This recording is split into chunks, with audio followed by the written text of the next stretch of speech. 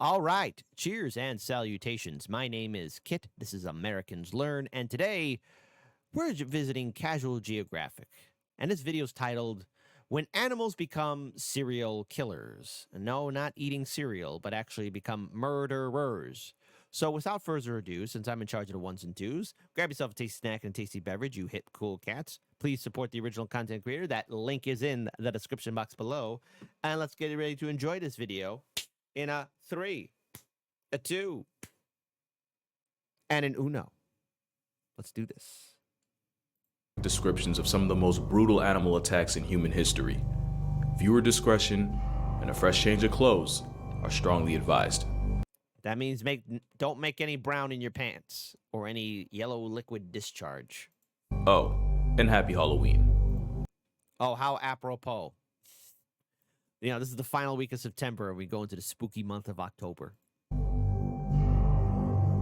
The African wilderness houses some of the most dangerous wildlife found on Earth. But what happens when one of its most feared predators starts hunting humans? In 1898, the British government decided to build a railway spanning from a port in Mombasa to Lake Victoria.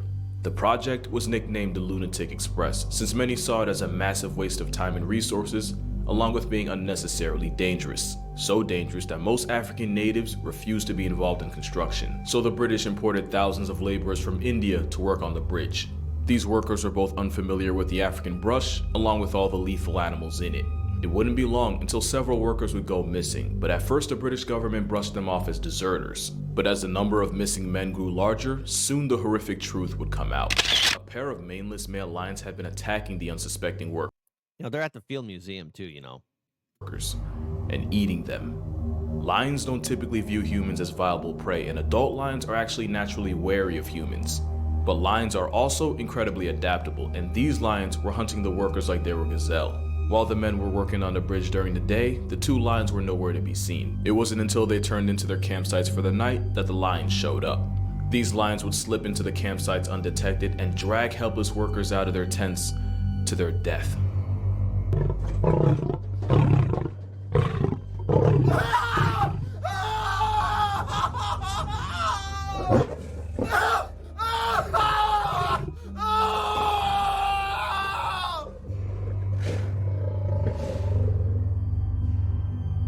In one gruesome attack, one of the lions had grabbed a well-respected and powerful sick worker and ragdolled him out of his tent, while the other workers could only listen to his bone-chilling screams of agony. The next day, his fellow workers found him, and from the position he was sitting in, it appeared as though he had survived. But as the men drew closer, they realized not only was he completely lifeless, but the lions had licked the skin completely off his cheeks, which formed a grisly smile. The men tried building thorn fences called bomas to keep the lions out. Unfortunately, nobody told the men that lions can leap well over 10 feet and easily clear a boma. And as the attacks and the missing men piled up, the lions started getting more confident.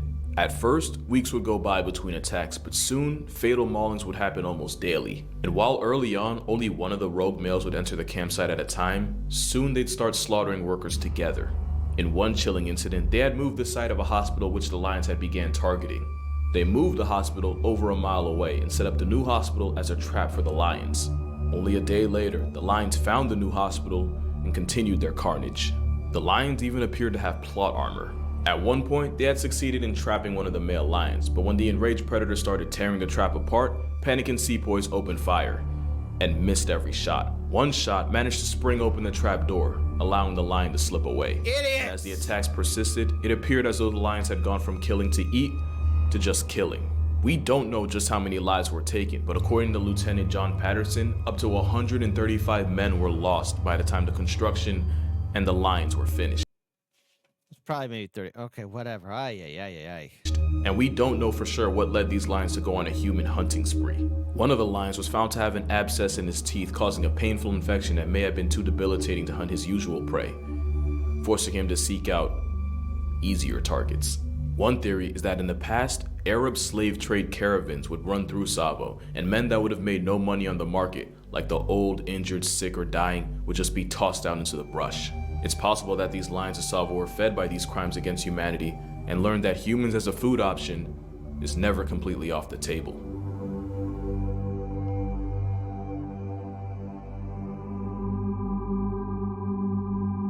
In July 1945, a U.S. Navy And you can see those lions at the Field Museum in Chicago, Illinois. They're still there, heavy cruiser delivered as well as another man-eating lion as well.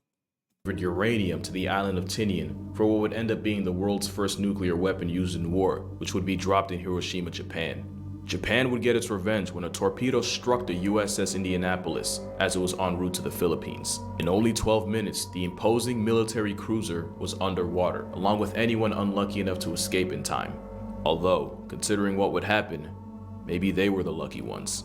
Because as the stranded crew floated adrift in the Philippine Gulf, they quickly realized they had a major problem. Sharks, likely oceanic whitetips, were stalking the hapless sailors. At first, the sharks simply cleaned up the casualties, feeding on the bodies of the deceased. But soon, they turned their attention to the survivors. As much as the sailors tried to float together, invariably, someone would drift away from the group, and that's when the patient sharks would move in. According to survivors, the men would thrash around and scream hysterically before being pulled under.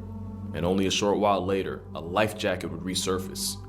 And nothing else. And as the dehydration, intense exposure, and saltwater poisoning took its toll, some men would hallucinate that they were being rescued and would swim away from the group towards a ship that wasn't there, not realizing they were paddling towards their own death. Even worse, some of the men would become delirious and start attacking their fellow shipmates, forcing them to literally cast them off towards the sharks.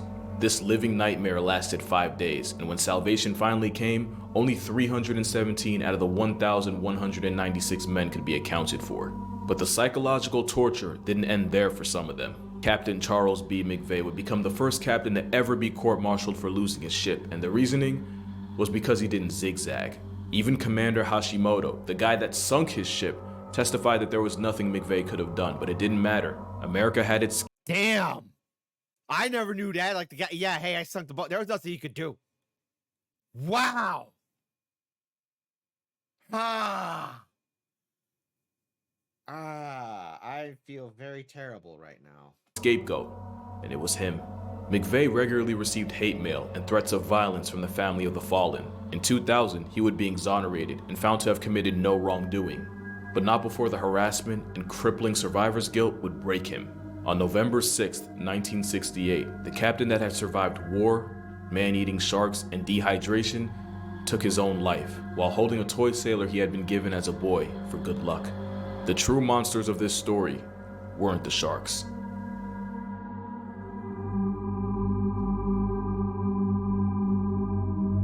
The most dangerous bear in the world isn't the grizzly bear or even the polar bear, but it's widely considered to be the sloth bear.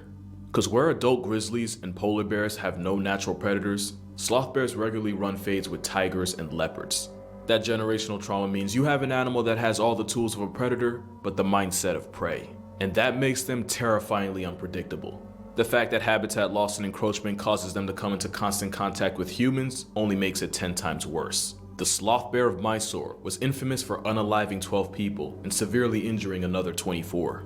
Armed with wolverine claws and a devastating bite, sloth bears have a nasty habit of attacking the faces of their victims. Those that survived often lost an eye or a nose or had a chunk of their cheek ripped off. Those that didn't survive often had their faces torn off completely, and in some cases the bear ate the bodies of its victims. A far cry from the insects and fruits Baloo of the jungle usually eats. Ain't no friendly bear, right, Baloo? Other bodies recovered had hands missing, and in some cases their entire chest cavity ripped open. Some described the horrific injuries as being the work of an animal with the intent, but not necessarily the knowledge to kill. Kenneth Anderson had attempted to hunt the bear, while also saving a man who had been mauled to the point of sheer incapacitation. As Anderson tried carrying the man to safety, it got dark fast, which was probably why he didn't see the rock that tripped him and caused him to break his ankle. The immobilized Anderson survived the night, but the man he tried to save didn't. Anderson would be the one to put the murderous bear out of commission, but we still don't know what made this usually termite-eating bear go full Jeff Dahmer. Maybe it was revenge for a previous attack or a lost cub. Maybe everyone has a limit, and that bear hit his. Hello, bear. The next story takes place on Ramree Island, off the coast of Myanmar, which borders China, Bangladesh, and India. In 1945, the British pulled up with the intention of establishing a new air base, but first had to contend with the Japanese Imperial Army, which had already captured the island. The British flanked the Japanese, who, rather than surrender, opted to try to escape by cutting through miles of dense, boggy, uncharted mangroves. As they did, the British circled the mangrove swamp, essentially stranding the men in the unforgiving terrain. Venomous snakes, spiders, and disease-carrying mosquitoes were almost an afterthought after the men realized they had waded directly into saltwater crocodile territory. The details of what happened next have been debated for years. Many say that the up to 20-foot-long crocs converged on the defenseless soldiers, first picking off the ones that had already passed tense before moving on to the struggling and infirm. One British soldier described hearing 3 distinct sounds: the incessant firing of rifles overhead, the erratic splashing of excited crocodiles, and the blood-curdling cries of the men being dismembered and devoured alive. According to him, the sounds were deafening. Some men sought to take cover in the trees, only a couple feet above the marauding reptiles, when they made a horrific discovery. Crocs can easily launch themselves several feet out of the water, and the men that hadn't climbed high enough were caught in those snare trap jaws and torn to shreds. Oh, God. Another chilling realization was the intelligence of the cold-blooded predator. According to multiple sources, the crocs would use their tails as battering rams to slam against the base of the trees, hoping to knock loose a prize like a twisted human piñata. Like African crocodiles camping in rivers during great migrations, these crocodiles seem perfectly content to bide their time. We have no way of knowing exactly how many lives were lost on that island, but we do know it was very likely in the several hundreds. We also have no way to confirm just how many were taken by the crocodiles, and how many simply flatlined to dehydration, sickness, other wildlife, or simply casualties of war. However, this is widely considered to be the most lethal crocodile attack in human history. And since saltwater Man, that would make one hell of a horror movie. crocodiles are capable of living 70 plus years, the chances that at least one of those same crocodiles are still there are low, but they're not zero. Hello, human. Jeez. And saltwater crocodiles do get to 20 feet long. I saw a video once, one swimming in open ocean surrounded by sharks, and I took one out. Crocodiles are one of the most stubbornly resilient things on Earth. They've been around for about 200 million years and have barely... Again, those are like little small sharks on. There's another one where, again, man, saltwater crocs, you know, if we ever want to know what one of those mosasaurs look like, you know, those sea reptiles, no, I'm not talking about plesiosaurs. And they weren't dinosaurs, they were reptiles. And saltwater crocodiles, the closest we're going to get to one. Changed. And with a wide-ranging diet and few, if any, natural predators, crocs can live virtually... Changed. And with a wide-ranging diet and few, if... What the hell? Well, that's definitely a no bueno. Any natural predators, crocs can live virtually anywhere there's warmth and water. So it makes sense that one of the most infamous animal serial killers of all time was a crocodile. Gustav was an 18-foot reptilian Ted Bundy, rumored to have been responsible for up to 300 names missing from the census.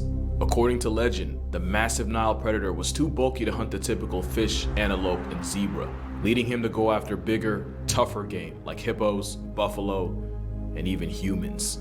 The Burundi butcher would allegedly hunt anything that came into its line of sight without prejudice, and like all crocs, his favorite method of hunting would have likely been lying in wait in the water before exploding and unleashing a 3,000-pound bite force to crush whatever was unlucky enough to get caught in its jaws, before using the infamous death roll to shred their victim into bite-sized chunks. It's likely most human casualties were adults collecting water and children playing in the shallow end, not realizing the disturbance was basically ringing the dinner bell. Gustav was also disturbingly indestructible, with several eyewitnesses describing what they swore were bullet wounds tattooed across its armored skin. But the eeriest part was that for a monster nearly the length of a bus, Gustav was unexplainably never caught. In one attempt, researchers placed a live goat in a cage as bait to lure the beast out. After a storm, the next morning the cage was empty, but Gustav was nowhere to be found. We don't know how old he is, how long he had been hunting humans, just how many people had been lost to him, or even if he's still alive. There were some reports of Gustav having been shot by a hunter in 2019, but with no photographic evidence, there's still a chance that he's out there prowling the rivers of Burundi. The way I see it, there's only 3 possible options. 1, he's dead. 2, he's still out there serving as unethical population control. Or 3, he has NordVPN. Because NordVPN creates an encrypted tunnel for you and your data and protects your identity by hiding your IP address. Good commercial break. Allowing you to go off the grid untrackable and untraceable just like Gustav. And like Crocs, who can be found almost anywhere, NordVPN gives you the option to connect to thousands of different servers across countries all over. If you want to enjoy the perks of Australian entertainment without also entertaining the wildlife, Australian servers are just a click away. And unlike the allegedly 2,000-pound Gustav, with fast, reliable servers, you never have to feel like you sold your speed for security. With NordVPN's threat protection, you can enjoy your internet experience without also being plagued by ads, trackers, and malware. So to get the most out of your streaming service, go to nordvpn.com/casualgeographic for a huge discount on a 2-year plan with an additional 4 months free. With Nord's money-back guarantee, it's virtually risk-free. Nothing about Gustav was risk-free. And with Salties having the strongest recorded bite force of any animal, the only guarantee was that anything caught in those vice grip jaws was something you're not getting back.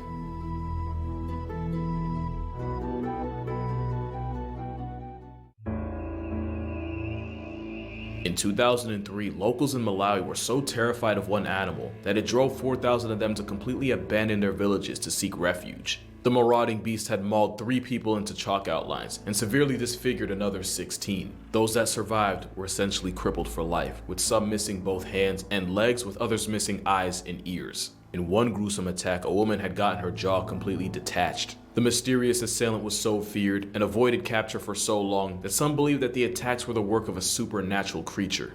In truth, these people were being stalked and hunted by a rabid hyena. Although they're armed with arguably the most devastating bite of any land mammal, hyenas are actually wary of humans.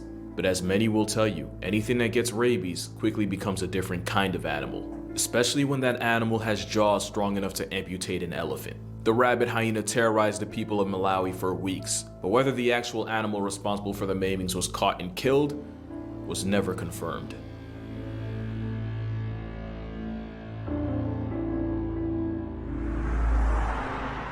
The most infamous animal mass murderer of all time lived in Nepal in the Champawat district of India. The Bengal tiger of Champawat was believed to be responsible for 436 less people on Earth. According to research, the carnage started in Nepal, but when hunters were called in, the tiger successfully evaded all of them. Eventually, she was driven out of the area and swam across a river and invaded India, where the attacks only got worse. The homicidal big cat would typically target young women and children and would often travel up to 20 miles following a kill, making it that much harder to capture her. And unlike most tigers, who typically hunt during dusk or dawn, the man-eater at Champawat almost exclusively caught bodies during broad daylight. She became so reviled that locals no longer referred to her as a cat, but as the Devil of India.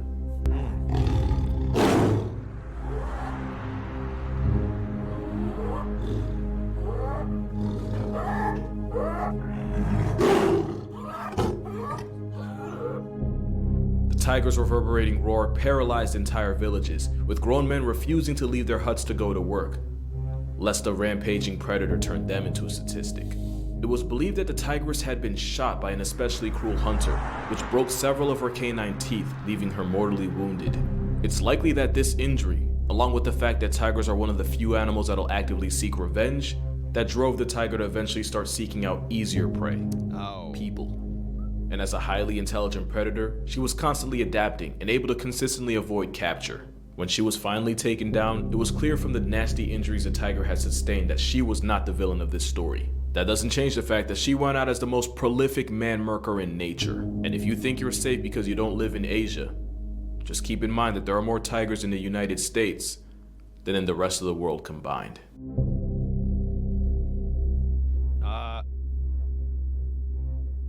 Okay, who let that happen? Oh, that's right, dummies who collect animals. Or they have their own private zoo, or, oh, it'd be so cute to have a tiger as a pet. Yeah, because you got dumb people. You got dumb people. And this music doesn't help. All right, well, hey, you know what? I'm one to talk. There was once, a long time ago, a cougar. No, not a fun lady cougar. But an actual mountain lion roaming the streets of Chicago. It was caught. And I had one spooky experience once, too, where a whole pack of coyotes at the old studio, way back in the day, was running down the train tracks. And I was like, oh, okay. Yeah, thankfully I got in my car quick enough. But there was a big pack of coyotes, too. So keep your heads on a swivel out there. Nature is beautiful. Nature is magnificent. But boy, oh boy, is she brutal. Which one was your favorite story? And do you have a story about a serial killer animal? Type in the comment section below. Boogie, boogie, boogie.